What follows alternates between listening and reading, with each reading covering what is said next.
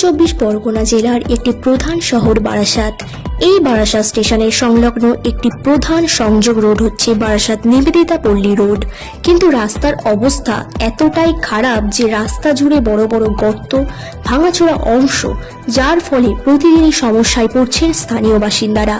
একটি বড় গাড়ি ঢুকলে আরেকটি ছোট গাড়ি প্রবেশ করাও কঠিন হয়ে পড়ে।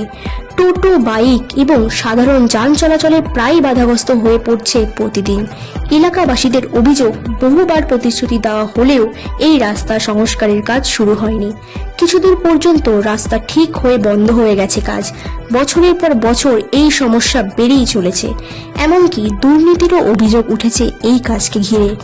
এই রাস্তাটির পাশ দিয়ে একটি বড় খাল রয়েছে।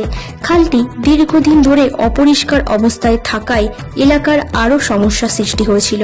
তবে বর্তমানে খাল পরিষ্কারের কাজ শুরু হয়েছে, যা কিছুটা আশার আলো দেখাচ্ছে স্থানীয়দের মধ্যে।